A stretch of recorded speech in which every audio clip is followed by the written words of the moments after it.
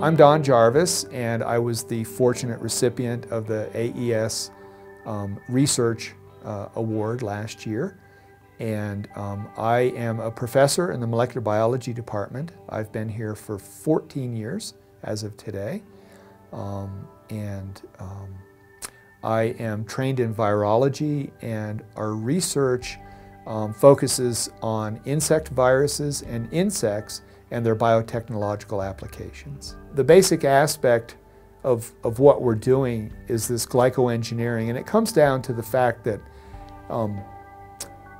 many proteins, probably well over half of the proteins that are made in humans, have chemical side chains. They're sugars. They're sugar side chains.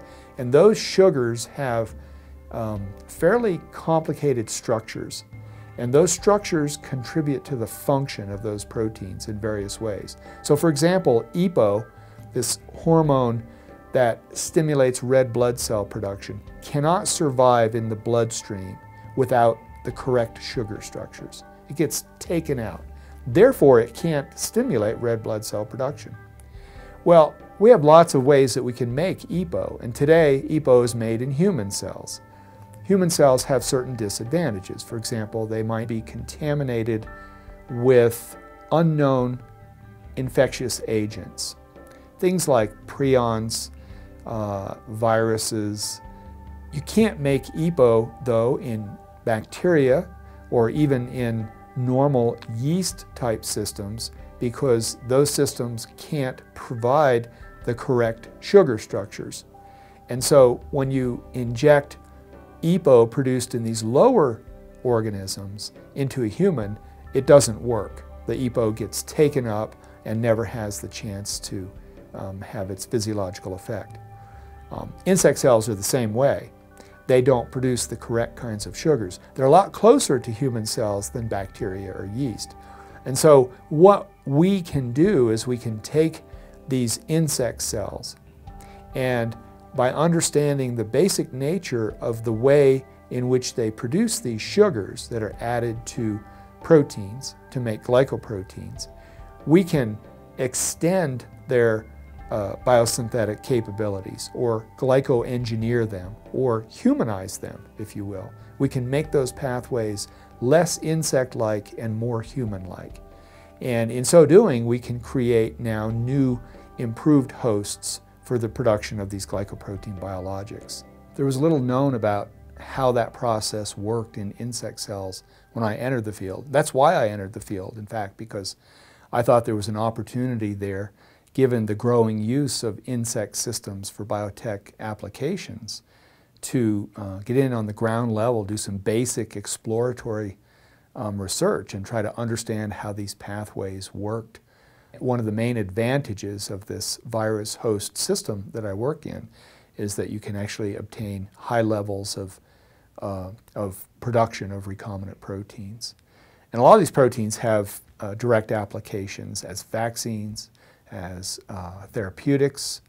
Insulin is a therapeutic. EPO, erythropoietin, it's a therapeutic. There's all kinds of different products that have direct biomedical applications that, in theory, can be produced in our system.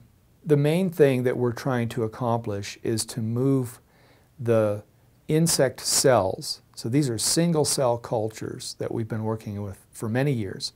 We want to move those to the point where they actually can be used for manufacturing purposes. We're very close to that. I think we're maybe just a couple or 3 years away from that. But we need to do some fine-tuning to allow these cells to produce these glycoproteins, particularly the sugar moieties, at very high efficiencies. And at that point, we'll have our first real product that we can use to manufacture these biologics that I'm talking about. That's one project. Another project that we're working on actually has to do with glycoengineering, not the insect cells, which is relatively easy for us, but to glycoengineer insects. So we have a silkworm project where we are putting genes into silkworms that will allow these silkworms to produce human-type glycoproteins in the silk glands. And the reason we're doing that is because the silkworm has been used for thousands of years for biotechnology. We call this the silk industry, right? And there are actually people who believe, there have been many papers published to suggest that we can use silkworms to produce biomedically relevant proteins as well. And one class of those biomedically relevant proteins is these glycoprotein biologics I'm talking about, EPO and other types of things, antibodies. The problem with the silkworm is it's an insect, and so again we're faced with the challenge of having to alter the protein biosynthetic capacity of this organism. And now we're talking about a multicellular organism, so it's a lot more complicated. For that reason, we've chosen to target the silk gland because the silk gland produces lots of protein, usually silk proteins. But what we will do effectively is to harness the power of that organ to produce recombinant glycoprotein biologics. We've made a lot of progress in that area. We have silkworms that we believe are glycoengineered. We've not actually proven that yet. That's a project that is in progress. And it's very exciting because there are actually entities, particularly in China, who have approached us with a great interest in possibly commercializing these silkworms as bioreactors. Everything's commercialized, it seems.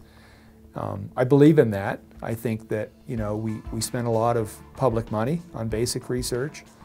One could certainly consider the study of glycosylation of proteins in insect cells to be esoteric. It is esoteric.